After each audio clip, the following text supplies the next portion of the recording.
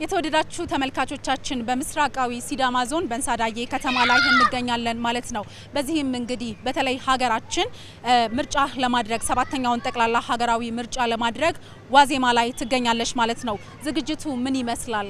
ሀገራችን እንግዲህ ወደ ለውጥ ጎዳና ሊያሻግራት የሚችለውን ፓርቲ ለመምረጥ እንግዲህ የልጆቿን ድምጽ መሰረት አድርጋለችና የእያንዳንዱ ድምጽ ዋጋ እንዳለው የሚታወቅ ነው። ሁሉም ይሆነኛል ይበጀኛል ያለውን የራሱን እንግዲህ የራሴ ነው የሚለው ሀገርን ወደ ተሻለ ምዕራፍ ያሻግራታል ያለውን ፓርቲ ለመምረጥ ሁሉም ዝግጅቱን አጠናቋል ማለት ነው። እዚህ በንሳዳዬ ከተማ ውስጥ ደግሞ ነዋሪዎቹ ዝግጅታቸው ምን ይመስላል የሚለውን ዞር ዞር እያለን የህዝብ አስተያየት የምንጠይቅ ነው የሚሆነው። እስከ መጨረሻው ድረስ አብራችሁን ዝለቁ። ዝግጅቱ ጥሩ ነው። ጥሩ ዝግጅት ነው አለው። ለ6 አመታት ለ6 ጊዜ ምርጫ መርጧል። ህዝቡ ያቃል፣ ልምድ አለው። በዛው መሰረት ካርድን ወስዶ ዛሬ ለመንግስት የሚሆነውን የሚፈልገውን ሊመርጥ ተዘጋጅቶ ነው አለ። እንደው ከዚህ በፊት ምን ያህል ጊዜ መርጠዋል?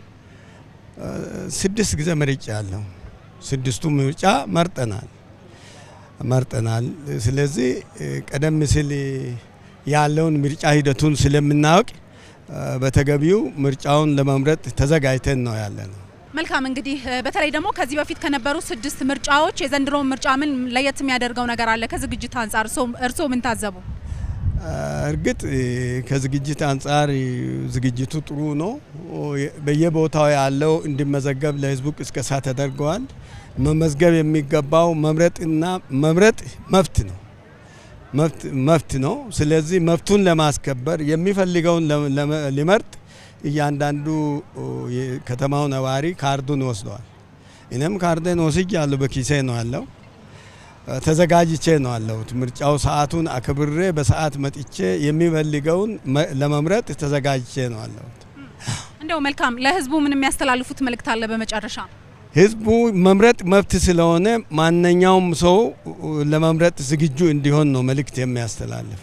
እንግዲህ አሁን በተለይ ሰባተኛው ምርጫ የሚደረግበት የዋዜማው ሰዓት ላይ እንገኛለንና ሰኞ ዕለት እንግዲህ ሁሉም ዜጋ የሚመርጥበት ቀን ነውና ዝግጅቱ ምን ይመስላል? እንደ ነዋሪ ዝግጅቱ በጣም ደስ የሚል ነው።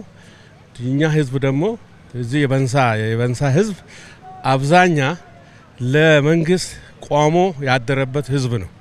ደግ ነገር የሚያስብበት ደግ ነዋሪ ያለበት ከተማ ነው። ህዝቡም ካርድ ወስዷል፣ ካርዱንም ወስዷል፣ በአካባቢውም እየወሰደ ነው።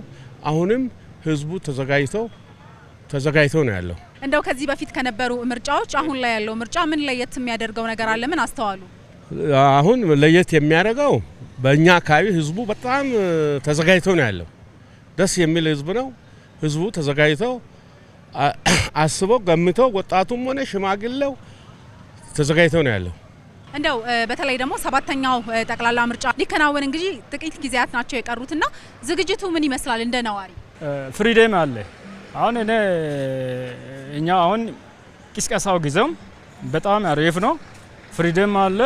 ሰው በሚፈልገውን የሚመርጥ እንደ ፍላጎቱ ነው የሚቀበለው፣ እንደ ፍላጎቱ ነው። ፍሪደም ነው አለው። ዘንድሮ በጣም ለየት ይላል።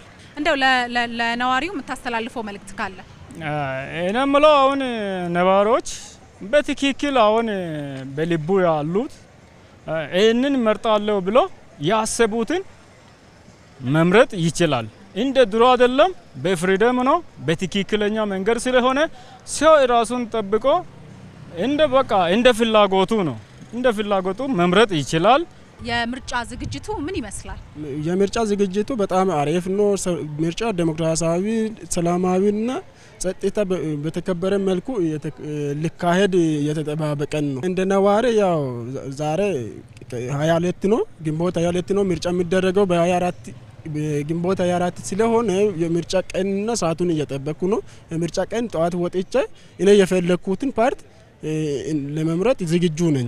ድሮ የሚለየው ምርጫ ዘንድሮ አሁን ሰላማዊ ዴሞክራሲያዊ ነው። ጸጥታ ሁኔታም ያ እኛ አካባቢ በጣም አሪፍ ነው። እሺ፣ ምን ያህል ጊዜ መረጥክ እስካሁን?